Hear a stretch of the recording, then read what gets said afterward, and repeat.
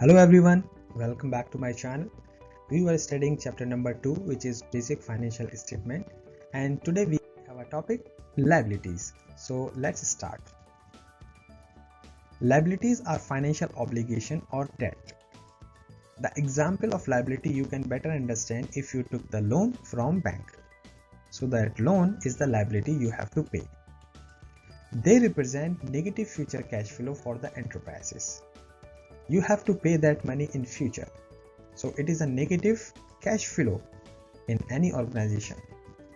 The person or organization to whom the debt is owed is called a creditor. All the business have liability, and the most successful companies after purchase merchandise, supplies, services on account. The liability arise from such purchase are called account payable. Many businesses borrow money to finance expansion of the purchase or high cost and pay them over a night. When obtaining a loan, a borrower usually must sign a formal note payable. A note payable is a written promise to pay the amount owed by a particular date, and usually called to the payment of interest as well. Account payable is a contrast to note payable, involve no written promise, and generally do not call for the interest payment. In essence, a note payable is more formal arrangement than an actual payable, but they are similar in the both acquire the company and the payment of the future. Liabilities are usually listed in the order in which they are expected to be repaid. And liability are the similar may be combined to avoid unnecessary detail in the financial statement. For example, if a company had several expenses payable at the end of the year, for instance like wages, interest, taxes, rent, it might combine these into a single line called accrued expenses. The word accrued is an accounting term communicating that payment of certain expense has been delayed or deferred. Liabilities represent claim against the borrower. Assets, as we shall understand, the owner of the business also have claim on the company asset, but in the eye of the law, creditors claim that property over those of the owners. This means that creditors are entitled to paid in future, even if such payment would exhaust the asset of the business and leave nothing for its owner. So what is owner's equity? Owner's equity represents owner's claim on the asset of the business. Because liability or creditors claim have legal priority over those of the owner's equity. If you are the owner of the business, you are entitled to assets that are left after the claim for creditors. Creditor have been satisfied in full, then you can claim. Therefore, owner's equity is always equal to the total asset minus total liability. Owner's equity does not represent a specific claim to cash or any other particular assets. Rather, it is the owner's overall financial interest in their entire company.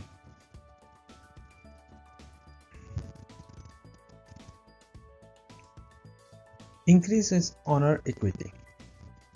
The owner's equity in a business comes from two primary sources: investment of cash or other assets by the owner, and they invest in the form of cash or kind. If they bring a property, if they construct building, if they bring cash, anything will be considered as kind, and cash particularly is a kind of assets. So whatever is in the form they bring, it is related to the owner's equity. Second, earning from profitable operation of the business. So the earning which comes from the profitable operation of the business can be utilized here. It also considered as the owner's equity. Decrease in owner equity also are caused in two ways. It can come by two ways: either payment of cash or transfer of other asset to the owners, or loss from profitable operation of the business. So as we understand, when it will be increased, when you bring the cash or add the capital into the business, or when you have a profitable situation.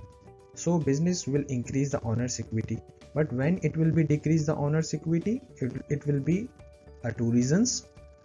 One reason will be the transfer of the asset, and second will be the loss. Now coming to the accounting equation.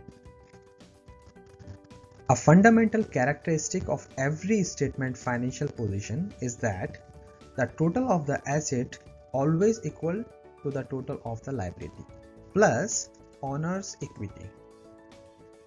As you can see, this is an accounting equations where all asset should be equal to the liability plus the owner's equity. This is what we call the accounting equation. This agreement or balance of total asset with the total liability and owner's equity is the reason of calling the financial statement a balance sheet. These are the asset and these are the liability for the business.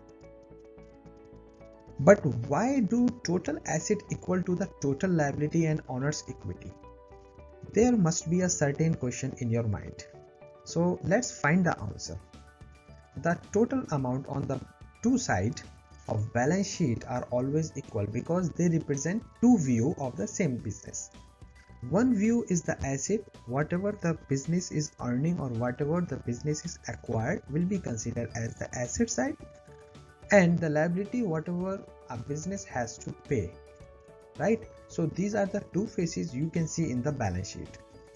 The list of the assets shows what things the business owns. The list of the liability and the owner's equity shows who supplied these resources to the business and how much each group supplied.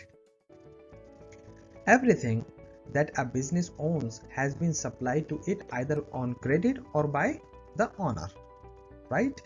Therefore, a total claim of the creditors plus the claim of the owners always equal to the asset of the business.